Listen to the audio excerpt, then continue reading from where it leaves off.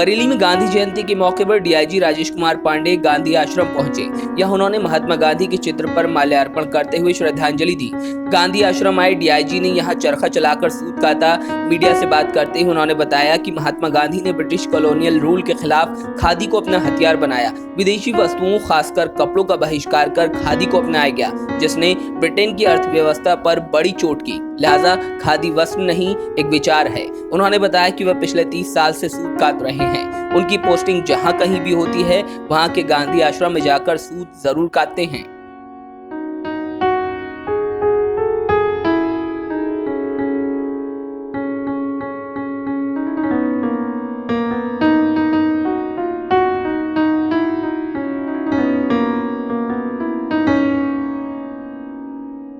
तो गांधी जी ने एक कॉल दिया कि साहब आप विदेशी वस्त्रों का बहिष्कार करें, उनकी होली जलाएं, क्योंकि वस्त्र ही सबसे अधिक ये वहाँ पैदा करके और यहाँ सप्लाई करते थे और आर्थिक लाभ लेते थे। तो ये कहा गया ठीक है, हम इनकी होली जला देंगे, हम इन्हें नहीं पहनेंगे, फिर हम पहनेंगे क्या?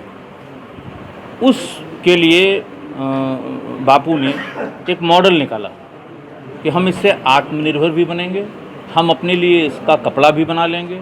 हमको अगर कपड़े की ज़रूरत पड़ेगी तो खादी के जो भांति भांति के कपड़े हैं, और इस तरह से ब्रिटेन की अर्थव्यवस्था पर इतनी बड़ी चोट की, किसी भी देश की अर्थव्यवस्था पर अगर आप चोट कर दें तो उसे आसानी से कमज़ोर किया जा सकता है। ये लॉजिक थी और इसीलिए वो कहते हैं कि विचार है, ये खादी वस्त्र नहीं विचार है।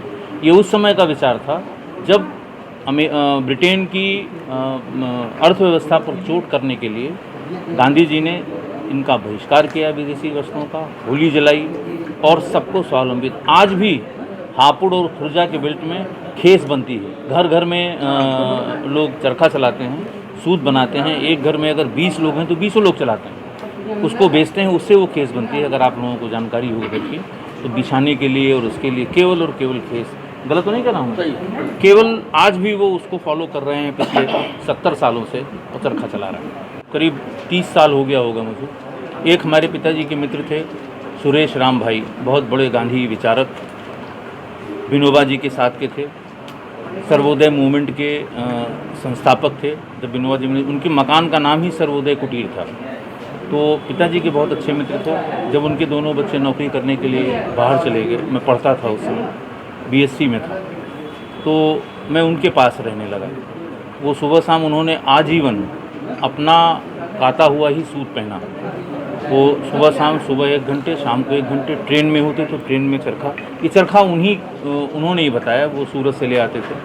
पहले हमको सिखाने के लिए जो उनका चरखा पुराना हो गया था, कम आउटपुट दे रहा था, उसको ठीक ठाक करके और अपने सामने बैठ के उन्होंने सिखाना शुरू किया। इसकी बहुत सी चीज़ें उन्होंने बताई कि आप जब भी परेशान हो, पढ़ाई कर रहे हैं, कंपटीशन के लिए तैयार कर रहे हैं, एकाग्रचित नहीं हो पा रहे हैं, आप आधे घंटे इसको काट लीजिए, आपका मन कहीं नहीं भटकेगा। ये बात बिल्कुल सही तब है। और आज का दिन मैं जहाँ कहीं पोस्टेड रहता हूँ, वैसे तो नहीं समय मिलता और बड़ा मुश्किल है कि हम घर में भी इसको इस्तेमाल, लेकिन 2 जनवरी को ज़रूर मैं इस चरखे से जहाँ भी होता हूँ वहाँ के गांधी आश्रम में जाके थोड़ी देर के लिए सूत जरूर